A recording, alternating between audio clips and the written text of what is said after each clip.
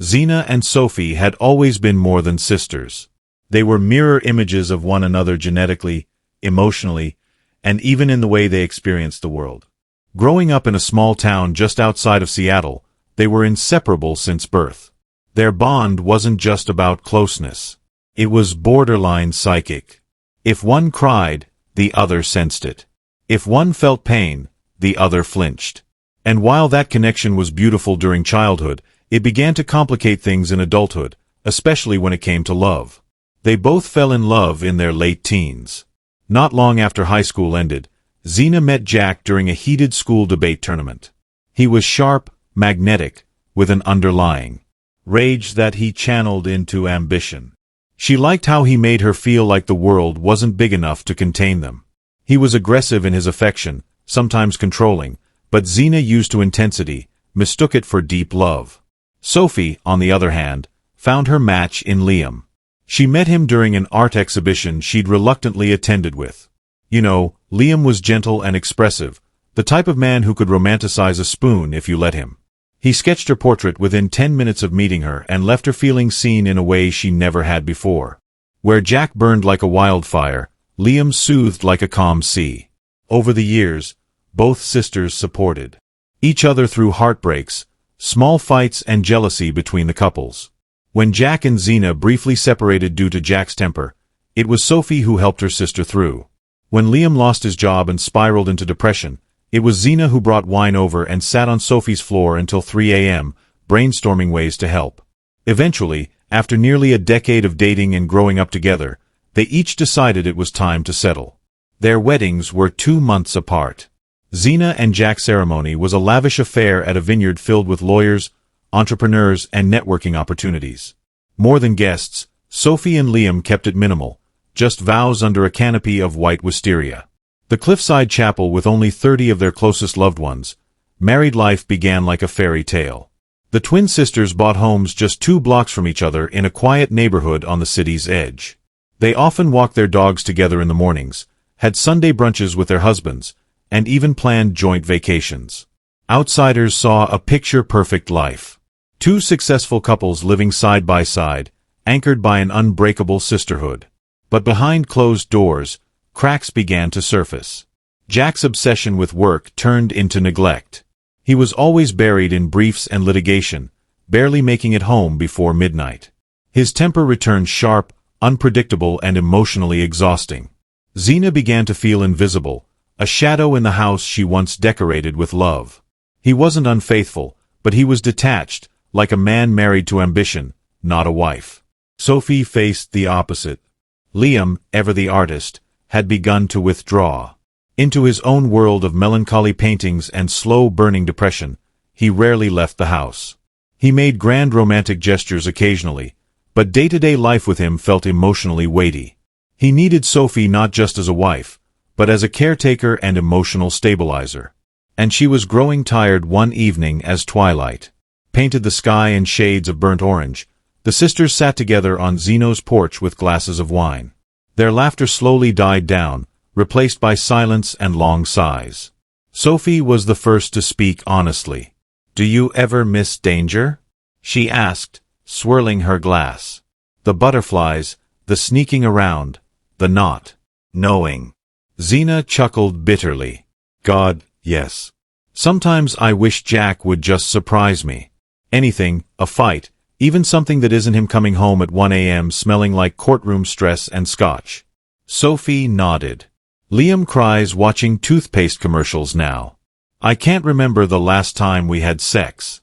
It didn't feel like I was comforting a toddler."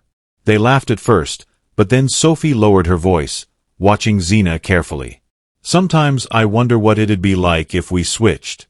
Zina froze. "What do you mean?" I wonder how Jack would react if he had to deal with me for a week. Or if Liam had you in bed instead of me." Zina's laugh was nervous. "You're joking, am I?" Selena went quiet that night. The idea lingered. It wasn't brought up again for a few days, but it festered in their minds. They both tried to shake it off, return to normal routines, kiss their husbands goodnight, smile through brunch.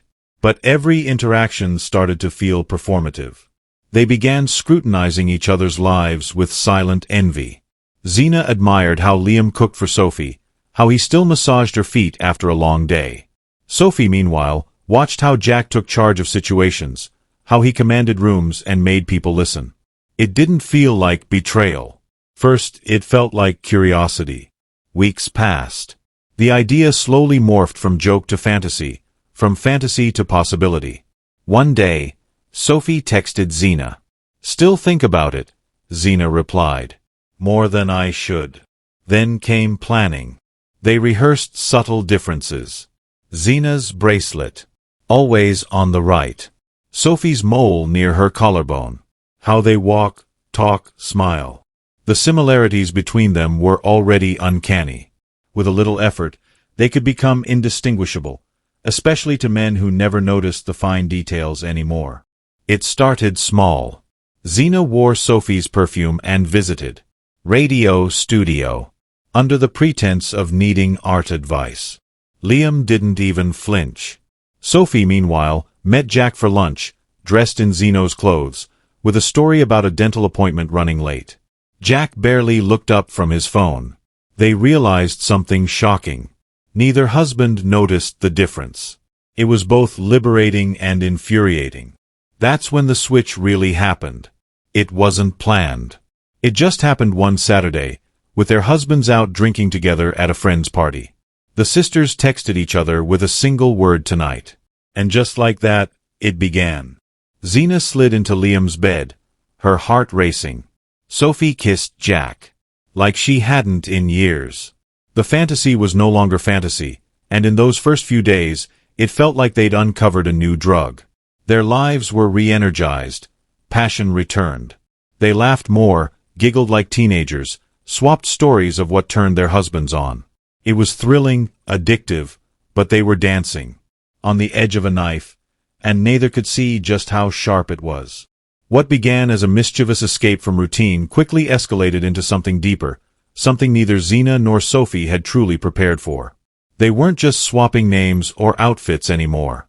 They were living in each other's marriages, inhabiting the emotions, absorbing the small daily habits, the gestures, the kisses, the guilt and the silent questions that began to brew beneath the surface. It should have been a temporary thing, just a weekend fantasy. But one weekend became 2, then 3, and soon they weren't sure where the fantasy ended and their real identities began. Zena, slipping more frequently into Sophie's life, discovered something unexpected. She liked how Liam listened. He noticed the color of her dress, the way she cut her toast, the tone of her voice when she was upset. Liam was emotionally available, something Jack had never offered. He asked about her dreams, ones that weren't tied to work or household chores. One morning, as Liam wrapped his arms around her from behind while she made pancakes, Zena felt something in her chest tighten. Was this love? Or was it just what love was supposed to feel like? Sophie, meanwhile, was getting lost in the chaos of Jack's world. He was demanding, opinionated, occasionally explosive, but there was a raw passion in him that Sophie had never felt with Liam. Jack didn't ask permission. He took. He pulled her into the moment. He made her feel wanted in ways she hadn't even realized she craved. But he also scared her sometimes, not in a physical way. He never laid a hand on her. What? His silence after arguments, the way he glared through her as if she were invisible. It reminded her why Zena used to call her at midnight crying. And yet they both kept going. They reassured each other constantly. Just one more week, let's do it one more time, and then we stop. But they didn't stop. They couldn't. Every time they tried to reverse the switch, something pulled them back in. The truth was, the escape had become their new reality. Their husbands hadn't noticed, or maybe they had and were too checked out to say anything. The sisters often joked we could switch forever and they never know, but guilt had started to creep in like rot. Under the floorboards one evening, while lying beside Liam, who was reading a poetry book he'd written himself, Zena watched him smile faintly at a line and thought, he doesn't even know I'm not Sophie. And for the first time since they began this twisted game, she felt a stab of shame so sharp it made her flinch. Sophie, too, had begun to feel the weight after a particularly rough night with Jack, where his temper flared because she forgot to restock his favorite whiskey. She curled up in bed with tears in her eyes and whispered to herself, "I'm not her. I can't keep this up." But by then it was already too late. Then came Zena's birthday, a night that would unravel everything. The sisters planned a small celebration at Zena's lakeside house. Just the four of them, no family, no outside eyes. Sophie cooked Liam's favorite mushroom risotto. Jack brought a dozen wine bottles and a Bluetooth speaker blasting retro classics. They played board games, laughed till their stomachs hurt, and danced under the stars by the edge of the lake. But as the wine flowed, if the night grew darker, inhibitions crumbled. The line between the sisters blurred in the dim light and soft music. Kisses turned into caresses, caresses into whispered suggestions. No one remembers who initiated it. Or maybe they all do and just choose to forget. But by 2 a.m., all four of them were in bed together, tangled in a drunken, disoriented mess of limbs, mouths, and moans. There was no protection in the heat of the moment. No one asked questions. No one thought of consequences. The morning after was a brutal slap of reality. Jack woke first. His head was pounding. He looked around at the disheveled bed, the twisted sheets, the three other sleeping bodies, and he didn't speak. He just sat there in silence for a full 10 minutes before walking out onto the deck and lighting a cigarette with shaking hands. Zena woke next as she slowly registered where she was. And who was beside her. She felt her stomach churn. She got up without saying a word, wrapped herself in a robe and locked herself in the bathroom. For over an hour, the day passed in complete silence. No one dared speak of what happened. They ate in awkward fragments. Sophie burned the toast. Liam barely looked anyone in the eye. And eventually, everyone returned to their homes, with quiet tension humming between them. Days turned into weeks. Zeno's didn't arrive. She brushed it off at first. Stress. Late ovulation. It happens. But then her breast became tender. Her appetite shifted. She couldn't sleep. A test confirmed it. Pregnant, she sat on the bathroom floor, holding the test with numb fingers. The pink line stared back at her like a curse etched in plastic. Her hands trembled as she called Sophie. "Can we talk?" They met at a coffee shop on the far side of town, somewhere no one knew them. Zena wore a hoodie. Sophie wore sunglasses. "I'm pregnant," Zena said flatly, no emotion in her voice. Sophie just stared. "I took 3 tests." Sophie didn't speak for a full minute. She just reached into her purse and pulled out a crumpled test strip. Zena's eyes widened. "You too?" Sophie nodded. "I didn't want to tell you. I hoped maybe it was wrong." A heavy silence fell between them. Both women stared at their drinks like they could rewind time if they focused hard enough. "I don't know whose it is," Sophie whispered. "Neither do I." Zena's lip trembled. "What do we do?" They fought for hours that night, screamed in the parking lot, accused each other, blamed the other for pushing the fantasy too far. They both wept until their throats were raw, but in the end they were back where they started, trapped by a decision that could never be undone. Eventually, they agreed. They had to tell their husbands they couldn't lie anymore. Not with life growing inside them. Not with the possibility that neither Jack nor Liam was the biological father, not with the knowledge that the people they loved and lived with were now forever changed. "I'll tell Jack tomorrow," Zena said. "I'll tell Liam tonight," Sophie replied, but neither of them had any idea what kind of rage they were about to unleash. Zena paced the hardwood floor of her living room.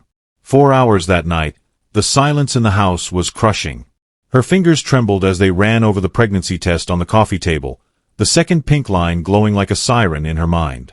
Every time she closed her eyes, she imagined Jack's reaction, his face contorted in disbelief, his voice shaking with rage, and that terrifying stillness we slipped into when pushed too far. Jack had always been passionate, but his passion could become violence in the wrong light. Not physical, not yet, but emotional. Sharp, cold violence. The kind that cuts through you like frostbite. And this wasn't just a betrayal, it was humiliation. A shameful confession tied with the ultimate consequence, A pregnancy that might not even be his. Zena sat down and began typing a message to Sophie. She typed, deleted, and retyped a dozen times. Should I really tell him tonight? But she knew the answer. Across the city, Sophie stood in her bathroom, staring. To the mirror, her eyes were bloodshot. She had been crying for most of the day. Liam was in the living room, softly strumming his guitar, completely unaware that the woman humming along in the kitchen wasn't the Sophie he thought he knew. That's what twisted the knife deeper. It wasn't just about betrayal. It was about identity. They'd become each other so convincingly that even they had started forgetting who they were. Sophie walked out slowly, her legs numb. Liam looked up and smiled. That hurt more than anything. You okay? He asked gently, noticing her red eyes. No, she said quietly and sat beside him. It took nearly an hour for Sophie to explain it all through tears, gasps and stammers. She told him about the switch, about the nights with Jack, about the unprotected night after Zeno's birthday, and finally about the pregnancy. Liam didn't say a word. For the longest time, he stared at her like she had just confessed to murdering someone. His fingers stopped strumming. His jaw slowly clenched. You're joking, he whispered. I wish I was. Liam stood up suddenly and knocked the guitar over. The sudden sound startled Sophie. She had never seen him this angry, ever. You slept with him? You had sex with my sister's husband for weeks and you're telling me you're pregnant? And you don't even know who the father is. Sophie's tears spilled. It started as a game. It was a stupid game. We didn't mean to hurt, you didn't mean to. You destroyed me. Sophie's back at Zena's house. Things escalated even faster. She waited for Jack to come home. When he finally stepped through the door, exhausted and smelling like cologne and scotch, she stood in the middle of the living room holding the test in her hand. Jack immediately sensed something was off. What's that? I need to talk to you, Zena. It's almost midnight. Can we do this tomorrow number now? He sighed and tossed his briefcase on the couch. What's going on? She held out the test. I'm pregnant. Jack's expression flickered. Relief, then confusion, then suspicion. Okay, that's are you. Are you sure it's mine? That one question turned the entire house into a war zone. What did you just ask me? Jack didn't answer immediately. He could already sense it, the distance in her eyes, the way she was bracing herself. Then she said the words that detonated the bomb. I slept with Liam. Jack went completely still. We switched, me and Sophie, for weeks. You didn't even notice. He stared at her, as if trying to understand a foreign language. His lips parted slightly, then closed. His hands slowly curled into fists. You what? She repeated it. Jack laughed, a hollow, bitter, insane laugh. So you're telling me I've been sleeping with your sister? Yes, and he's been. He stopped mid-sentence and ran a hand through his hair, pacing now. Zena moved closer. I didn't mean for it to go this far, Jack. I'm sorry I didn't. But she didn't finish the sentence. Jack turned. His eyes were dark, not angry, cold. I gave you everything. He said slowly. I worked every damn day. Build a life for us. I may not have been the most romantic husband, but I gave you stability and you played house with your sister's man. Zenith stepped back, scared. Now Jack, please. But he lunged in one swift movement. Jack grabbed the test from her hand, threw it across the room, and shoved her back. She stumbled over the edge of the sofa. When she got up, he was in the kitchen drawer. She saw the flash of metal, a knife. Her breath caught in her throat. Jack, stop. But he wasn't listening anymore. His breathing was ragged, his face twisted in rage. He screamed. You made me a fool. And then he charged. Across the city, Liam's breakdown reached its peak. Sophie backed against the wall as Liam stood shaking. Was it worth it? He asked. Was it thrilling? Did he make you feel alive again? You know what, Sophie? Maybe I'm glad I know now. Maybe now I can finally stop trying to make someone happy. who never wanted me to begin with. Liam, please don't do this. But he walked into the kitchen. Sophie followed him, heart pounding. Liam, stop. What are you doing? He yanked open a drawer. No, Liam, don't. But it was too late. Fueled by heartbreak and betrayal, he grabbed the same kind of knife Jack was now holding in his own kitchen. He turned, his eyes wild. And he lunged the same moment Zina screamed as Jack stabbed her in the side. She collapsed to the floor, coughing blood. Jack stood over her, frozen, realizing what he had done, but too far gone to stop. And in Liam's house, Sophie lay crumpled against the wall, her hand clutching her stomach, blood soaking through her shirt. Both husbands stood there, paralyzed, shaking, unable to move. They hadn't planned to kill. They hadn't even known they were capable. But the rage had taken over. The humiliation, the betrayal, the shame of realizing their wives had played them like pawns. Minutes passed. Then, almost at the same time, both men reached for their phones. Jack's hands were covered in blood as he shakily dialed Liam. Liam answered. Neither spoke. For nearly 30 seconds, the line was silent. Then Jack whispered, I did it. Liam's voice cracked. Me too. They didn't. Dream didn't blame because in some twisted, broken way, they understood each other. I don't think I can breathe, Jack muttered. I don't think I want to, Liam said, and then, in quiet agreement, they said the only thing left to say let's turn ourselves in. Within 20 minutes, police were at both homes. Two women, once identical in life, now identical in death. Two husbands, now murderers, waiting on the front steps of their homes, hands in the air, faces pale, grief-stricken, destroyed. And inside both homes, blood soaked the floors, mingled with birthday decorations, shattered wine glasses and the lingering scent of perfume that once made life feel magical. The sirens arrived like screams on wheels, neighbors peered through blinds, children were ushered away and media vans swarmed like vultures. Before the sun had fully risen, the news broke. Within hours, twin sisters Zina and Sophie both found murdered in separate homes, their husbands Jack and Liam.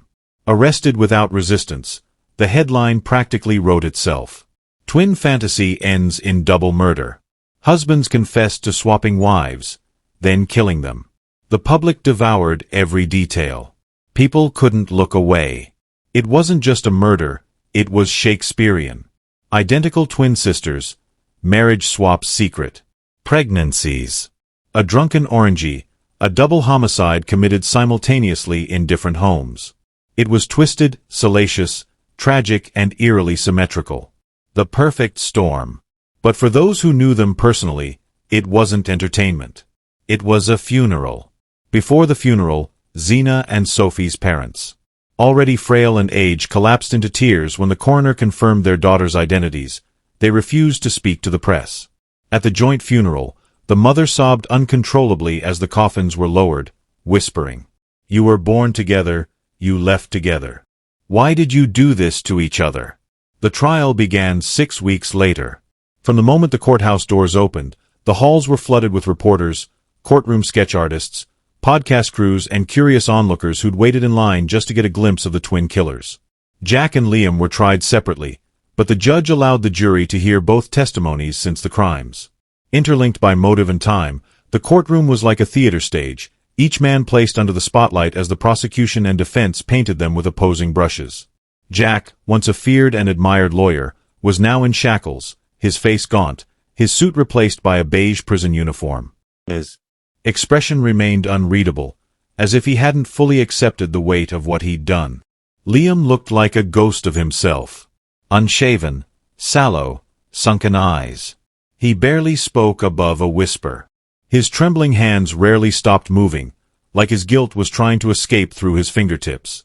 The prosecution went in hard.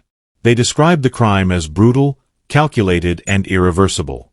They framed the swamp as an excuse, a way to cover for jealous, insecure men who couldn't handle their wives' desires. They weren't just betrayed, the prosecutor said. They were emasculated, and they responded the way cowards do with knives. Photos of the crime scenes were displayed, Zina lying in a pool of blood beside her shattered phone. Sophie slumped in the hallway, one hand outstretched toward the kitchen sink, as if crawling for help. But the defense fought back just as fiercely. They argued that these were not premeditated murders.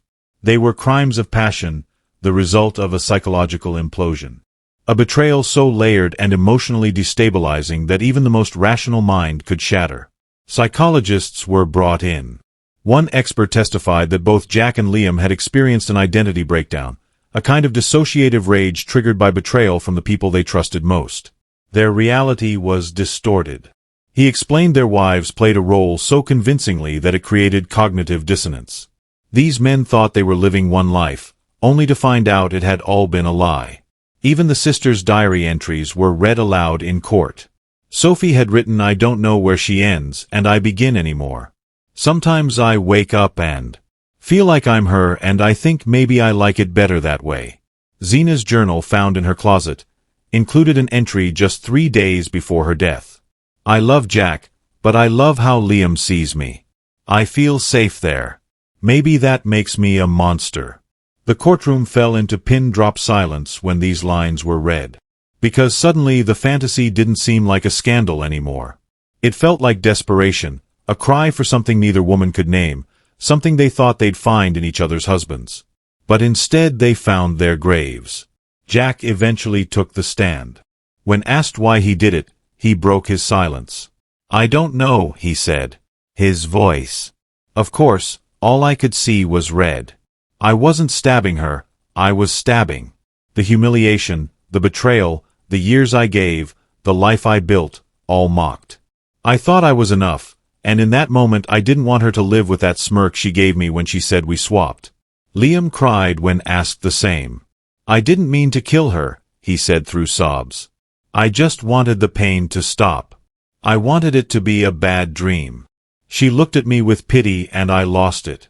She was my home, and she burned it down with a single sentence after 6 weeks of emotionally draining hearings, character witnesses, psychological evaluations, and gut-wrenching testimonies. The jury reached their verdict. Both men were found guilty of second-degree murder. The court recognized that these were not cold, calculated executions, but the loss of control, no matter the emotional context, had ended 2 lives and that couldn't be undone. Jack was sentenced to 28 years in prison. Liam got 24, partly due to his cooperation in mental health status. Neither man appealed. They accepted it because, deep down, both believed they deserved it. In prison, Jack adjusted by immersing himself in legal books. He spent hours in the library, reading trial transcripts, annotating margins like he used to do in law school. But he never touched family law again. He never attended group therapy. He refused interviews. The only thing he agreed to do was teach other inmates basic rights and help them file appeals. Liam withdrew almost completely. He refused to paint again. The warden noted that he was often seen standing in the prison yard at sunrise, just staring at the sky, like he was waiting for something to fall out of it. He spent his nights writing letters to Sophie he'd never send back. In the real world, their homes were sold, new families moved in, but the neighborhood never forgot. Kids whispered ghost stories about the Switch sisters. Some believed the houses were cursed. The lake where they celebrated Zeno's birthday was drained for construction months later, but locals still claimed it felt colder than any other spot around. Their parents erected a memorial bench in the park where the twins used to play as children. It read, "Zena and Sophie born together, raised together, lost together." Years passed, but the story lived on. True crime documentaries were filmed. Podcasts broke it into multi-episode arcs. Reddit forums picked it apart. Some people blamed the sisters, calling them selfish for betraying their vows. Others blamed the husbands, calling them weak, violent, fragile men. But there was one thing no one could deny. Everyone lost 4 lives, intertwined so tightly they couldn't be untangled without destroying each other. Zena and Sophie wanted to feel alive again. Jack and Liam wanted to feel whole again. And in the end, they all left. Something behind on that bloody floor, or something no court could sentence or redeem. Not guilt, but emptiness. Thanks for watching. Subscribe and like this video for more true crime video. Don't forget to leave your thoughts and theories in the comments section below. Take care and see you in the next video.